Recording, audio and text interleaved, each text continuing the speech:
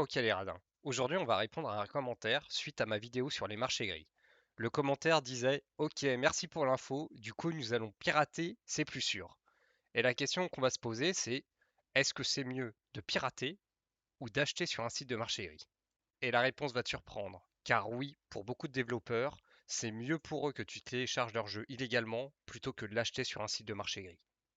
Et attention, ça ne veut pas dire qu'ils encouragent le piratage, mais économiquement, c'est logique et je vais t'expliquer pourquoi. Quand tu pirates un jeu, le studio gagne 0 €. C'est pas idéal, mais au moins ça ne leur coûte rien. Il n'y a pas de support à gérer, pas de remboursement bancaire, pas de clé à bannir, pas de drama sur les réseaux sociaux. Juste 0 € et zéro problème. Par contre, une clé du marché gris, ça peut venir de n'importe où. D'une carte bancaire volée, d'un bundle détourné, d'une région sous-tarifée, d'un revendeur douteux ou même d'une clé presse revendue en douce. Et là, ça peut leur coûter cher, très cher. Parce que quand une clé achetée par une carte volée est activée, c'est le studio qui peut se retrouver à devoir rembourser la banque. Quand une clé frauduleuse circule, c'est le studio qui doit gérer le support. Quand une clé doit être bannie, c'est le studio qui se prend les insultes. Et quand ça fait un bad buzz, c'est encore eux qui trinquent. Donc pour eux, le calcul est simple. Piratage égale 0 € mais zéro problème. Alors que marché gris égale 0 € plus potentiel problème. Et c'est pour ça que certains développeurs indés l'ont déjà dit publiquement noir sur blanc. Si tu ne veux pas acheter le jeu, pirate-le, mais ne l'achète pas sur le marché gris.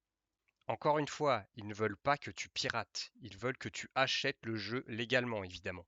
Mais entre rien et un truc qui leur fait perdre de l'argent, ils préfèrent clairement rien. Et si toi aussi tu veux soutenir un jeu sans te ruiner, la solution est simple.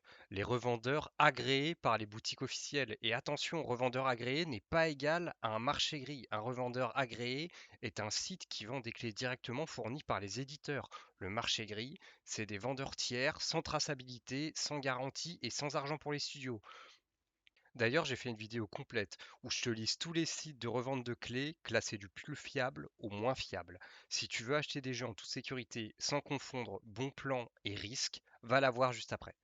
Merci à toute la commu pour votre soutien. Pense à t'abonner, liker et surtout partage-moi un deal en commentaire et je te dis direct si c'est une vraie bonne affaire ou si ça sent l'arnaque. Et si tu veux me voir en live, rejoins-moi sur Twitch, le Gamer Radin.